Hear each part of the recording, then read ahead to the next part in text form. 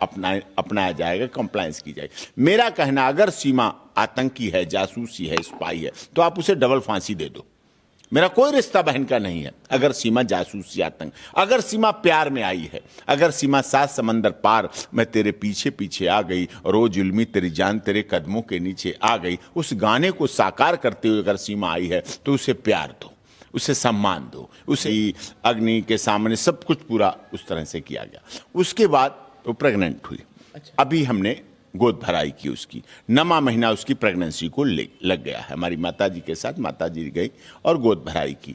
तो ये मई का बम कांड होता था, संसद पे हमला होता था, पुलवामा कांड होता था, लेकिन पहली बार पाकिस्तान से डोली आई है। अगर डोली आई है तो हमें उस डोली का सम्मान करना है, हमें उसका आदर करना है, हमें उस पर चलना है और हमें उसके लिए काम करना है। पास आ गई, पिता के पास रहती रही। पिता जब तक जीवित रही, पिता की मृत्यु के बाद वो अकेली हो गई, बेसहारा हो गई, भाइयों ने कोई सहारा नहीं दिया। तब उसने पबजी खेल के समय सचिन का हाथ मांगा और उससे सहयोग मांगा, प्यार किया, प्यार हो गया। तो उसके बाद तलाक पहले हो चुका था।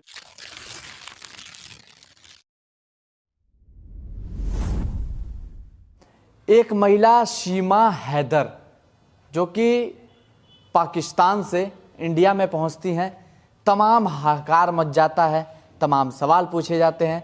उनके साथ उनके बच्चे भी पाकिस्तान से इंडिया वापस आ जाते हैं और यहीं दिल्ली के रहने वाले एक सचिन मीणा के साथ वो रहने लगती हैं और शादी कर लेती हैं।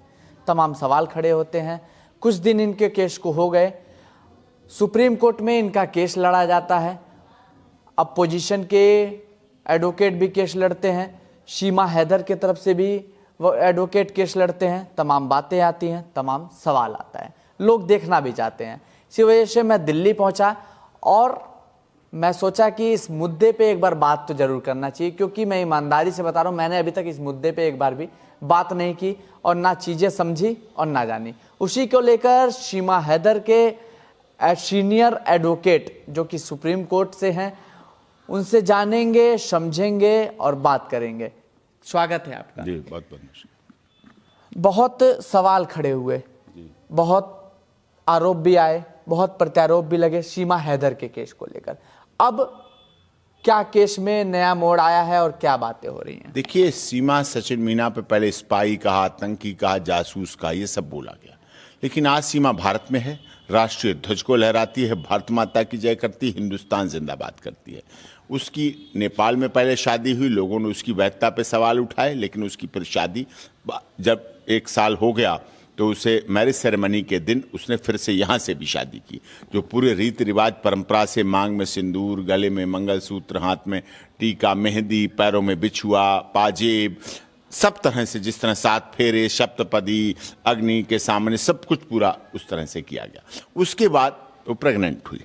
अभी हमने गोद भराई की उसकी, 9वां महीना उसकी प्रेगनेंसी को लग गया है। हमारी माताजी के साथ माताजी गई और गोद भराई की। तो ये हमारी परंपरा है, रीति रिवाज। रक्षाबंधन पर उसने राखी बांधी, ये राखी उसकी बंधी हुई है। तो रक्षाबंधन किया, भैया दूज किया, उसने सारे 30 त्योहार मनाए। अब वो सीमा सचिन मीणा है, मीणा समाज से, मीणा समाज ठुकरान मोहल्ला में रहती है। बहुत सभी समाज के लोगों का उसको सहयोग है, रबूपुरा में रहती है, सम्मान के साथ रह रही। पूरे देश के 140 करोड़ लोगों ने जो शक की नज़र से देखा था, आज उसे अपना लिया। किसी ने बहन, किसी ने भाभी, किसी ने चाची, मौसी, ताई, रिश्तों में बांध लिया है।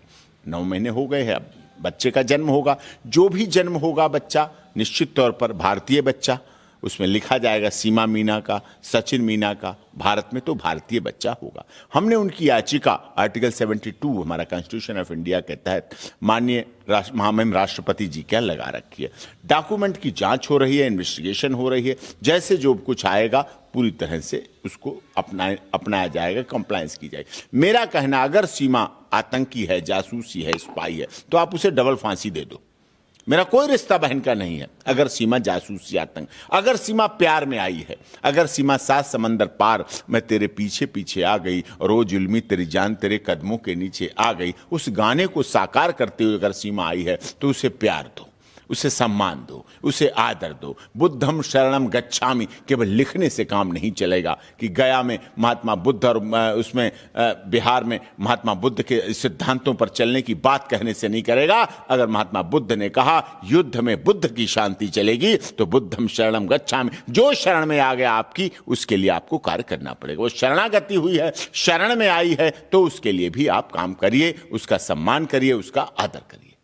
तमाम लोग कहे कि शीमा हैदर पाकिस्तान से आई है, जैसा कि आपने कभी कहा कि घुसपैठ हो सकती है, आतंकवादी हो सकती है, तो केस लेने से पहले आपने ऐसा नहीं सोचा कि अगर कल को ऐसा कुछ होता है या फिर ऐसी बातें निकल के आती हैं तो आप पे क्या प्रभाव इतने लोग उसकी सपोर्ट में आए थे। मैंने उन सब से पूछा, जो मैंने किसान आंदोलन लड़ा, किसानों की तरफ से स्टे दिलाया माननीय सर्वोच्च न्यायालय से, वो सब लोग आए, सब ने कहा। फिर मैंने भी बात की सीमा से, मेरी इतनी तो पारखी नजरें हैं कि मैं परख सकूं कि स्पाई है, जासूस है। और फिर भी मैंने कहा कि SIT की जांच कराइए, CBI से जांच कराइए, गृह मंत्रालय से जांच कराइए, रक्षा मंत्रालय से जांच कराइए, न्यायिक आयोग 3 न्यायिक जजों की नियुक्ति करिए, जो भी जांच हो अच्छी हो वो करें, उसमें कोई प्रॉब्लम नहीं है, कहीं कोई समस्या, आज भी करें, आज भी जांच चले, कोई समस्या नहीं। लेकिन जब कोई आपकी शरण में आया है, प्यार में आया है, तो भारत और पाकिस्तान का 14 अगस्त को राजनीतिक बंटवारा हुआ था, दिलों का बंटवारा नहीं हुआ था। उस समय सत्ता की भूख का बंटवारा हुआ था कि उन्हें भी प्रधानमंत्री बनना था, इन्हें भी प्रधानमंत्री बनना था। दोनों देश पहले एक ही थे, बांग्लादेश भी एक था, सब एक थे। हमारा छोटा भाई आज भी पाकिस्तान में है। तो अगर पाकिस्तान से कोई साफ दिल से आता है, अभी तक पाकिस्तान से गोलियां आती थी, बंदूकें आती थी, बारूद आती थी, तोप आती थी, गोला बारूद आता था, मुंबई का बम कांड होता था, संसद पे हमला होता था, पुलवामा कांड होता था। लेकिन पहली बार पाकिस्तान से डोली आई है। अगर डोली आई है तो हमें उस डोली का सम्मान करना है, हमें उसका आदर करना है, हमें उस पर चलना है और हमें उसके लिए काम करना है। मेरे जहन में एक सवाल उठ रहा है। अभी हम लोग 2 दिन पहले एक मुद्दे पे बात कर रहे थे, अतुल सुभाष को लेकर। वहां तो ये उत्पीड़न वाला मामला निकला, लेकिन जिस तरीके से शीमा हैदर की शादी पाकिस्तान में हुई थी, उनके 2 या 3 बच्चे भी थे, तो वो 4 बच्चे, तो वो पाकिस्तान से यहाँ चली आती हैं। तो कुछ ऐसा धोखा तो उस व्यक्ति के साथ भी तो हुआ जो पाकिस्तान में था? नहीं, ऐसा नहीं, बिल्कुल नहीं। हाँ। वो तलाक दे चुका है। अच्छा। गुलाम हैदर सीमा को सचिन से प्यार होने से पहले तलाक हो चुका था। जब चौथी बच्ची प्रेग्नेंट थी, सीमा वहां पेट में थी, तभी तलाक हो चुका था। फिर सीमा वहां से अपने पिता के पास आ गई, पिता के पास रहती रही। पिता जब तक जीवित रही, पिता की मृत्यु के बाद वो अकेली हो गई, बेसहारा हो गई, भाइयों ने कोई सहारा नहीं दिया।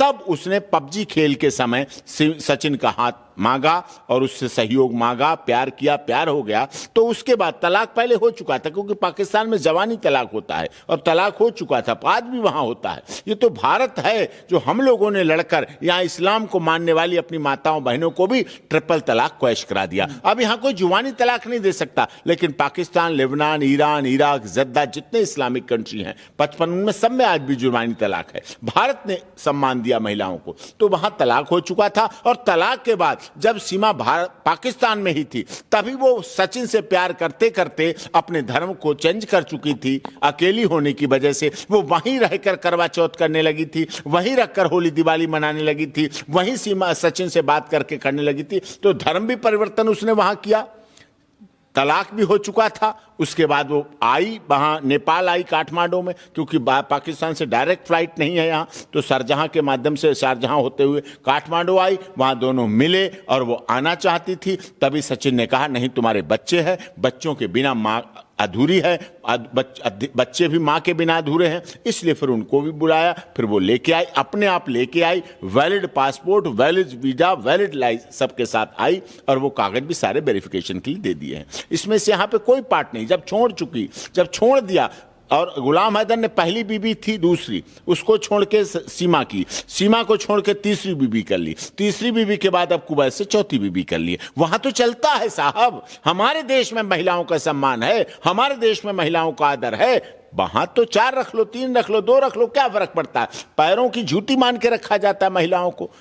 पावदान माना जाता है महिलाओं को, वहां तो महिलाओं का सम्मान नहीं है पाकिस्तान में, ये तो भारत में महिलाओं का सम्मान है। इसीलिए भारत बेटी बचाओ बेटी पढ़ाओ बेटी बढ़ाओ का भी नारा देता है। इसीलिए हमारे देश में सीता, सावित्री, गार्गी, अपाला, अनुसुईया, रजिया, सुल्ताना, झांसी की रानी, लक्ष्मीबाई और भाड़ा रानी और पद्मावती का नाम लिया जाता है। इतिहास इस बात का गवाह है। ना यत्र नात्र पूज्यते सर्वत्र देवता रमन्ते। हमारे देश में नारी तुम केवल श्रद्धा हो, पीयूष रजसी बहा करो जीवन के सुंदर रसतल में। ये नारी के प्रति हमारे भारत में सम्मान है और इसी का मिसयूज बहुत नारियां भारत में कर लेती हैं, लेकिन हमारे यहाँ फिर भी अभी भारत में नारी का महत्व है, सम्मान है। शीमा हैदर पाकिस्तान से इंडिया पहुंचती हैं, तमाम बातें होती हैं, तमाम आरोप प्रत्यारोप लगाए जाते हैं, उसी को लेकर केस लड़ा जाता है। अब तमाम चीज़ें केस में आई, अब उन बच्चा होने वाला है, यानी 9वां मंथ चल रहा है। हम भी मिल के बात करने की कोशिश करेंगे कुछ दिन बाद। और आपकी क्या राय है? अगर आपका कोई सवाल है सचिन शीमा से तो हमें कमेंट सेक्शन में ज़रूर बताइएगा। कैमरा पर्सन के साथ मैं अश्विनी श्रीवास्तव, डी नेक्स्ट।